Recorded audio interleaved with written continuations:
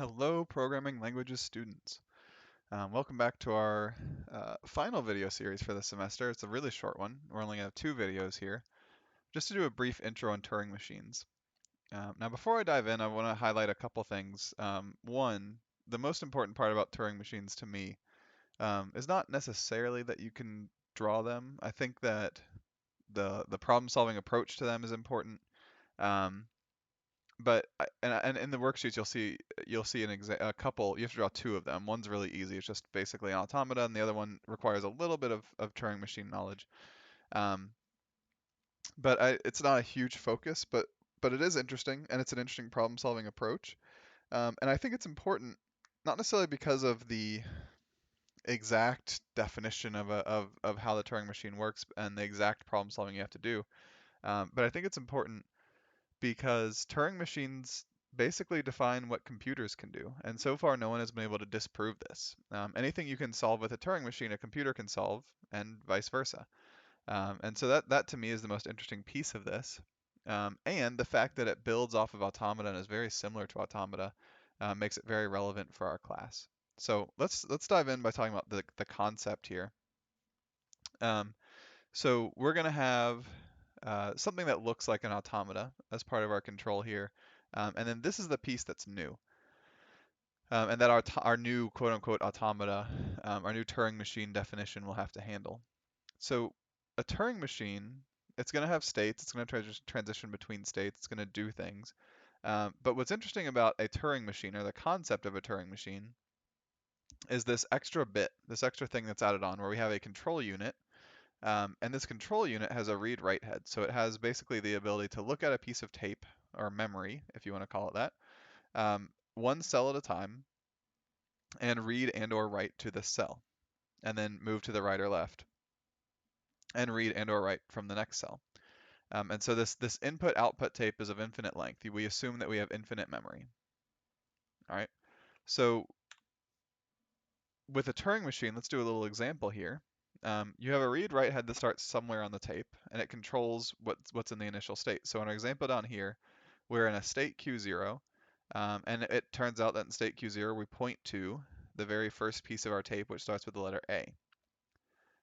Now, as we move through our pieces of tape, we may change which state we're in, and we may change which piece of tape we're looking at, but not both have to change at the same time. So we need these definitions, these transition functions that takes in what state we're in, what symbol we are currently pointing to on our tape, and then from that, we will transition to a new state. It may end up looping back to the same state we're currently in, but we will potentially transition states, write a symbol on the tape, and move one space to the right or left on the tape. Some combination of these things. And so maybe in this example from state Q0, if we have an A on the tape, then our rule is we move to state Q1, we replace the A with a D, and we move our tape head to the right. So three things happen here.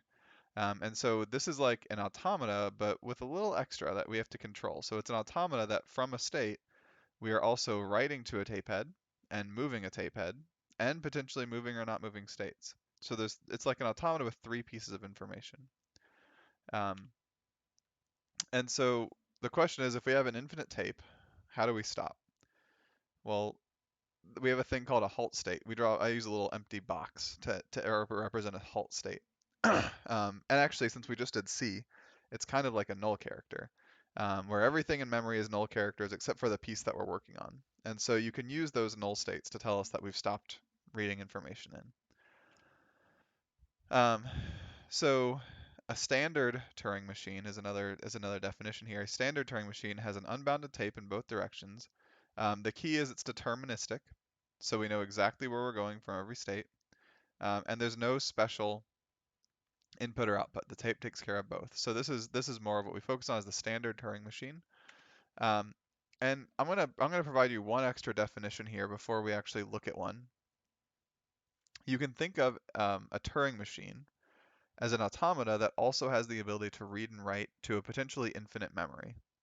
It points to one piece of memory at a time, and when you determine how to transition, so think back, while I kind of pause in the middle of the sentence, think back to our automata. We would give it an input string to test on, right? Maybe we're checking if it has the pattern ABA, and so we would test BABA or ABBA or ABAB, right? So these words that we test, think of this as what's written on the memory. So the thing written on the memory is the word that we test, and so we read in a letter from memory, and then once we read that letter in, that tells us where we transition. Do we loop back in the same state? Do we move to a different state? So that reading from memory tells us it's the word that we're reading, the thing that we're reading in. But we can also write to memory and control where we point in memory. So there's two extra pieces of information here. So as you transition from one state to another, whether it's back to the same state or over to another state, you have to update the memory you're pointing to and change where you point in memory. Either move to the left or move to the right by one. So you have to move in memory, you have to change what was in memory, and then you may stay in the same state, or you may move to a new state. So those three things all have to happen.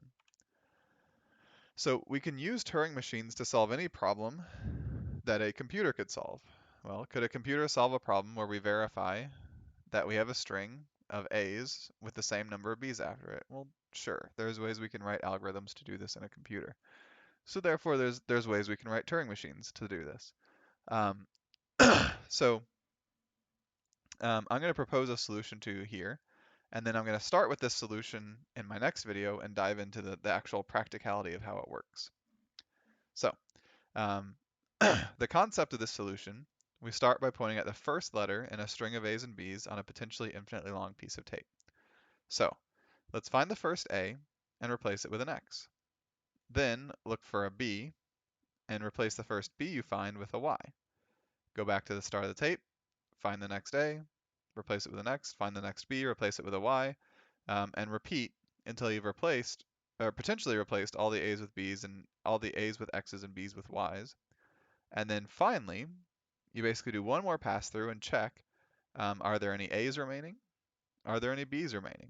If there are neither any A's or B's remaining, then you accept. And the key is you only replace these in pairs. So for every A you replace a B, and so on. And so if you get to the end and there's no more A's to replace or there are no more B's to replace, then you have to make sure there's none of the other letters still remaining. So that's the idea. Let's talk about how, we'll talk in the next video about what that Turing machine actually looks like and how we solve that problem. So hopefully that's a good introduction to Turing machines, and hopefully my next video giving you some good concrete examples will be helpful for kind of locking it in and making sure it makes sense. Talk to you guys next time.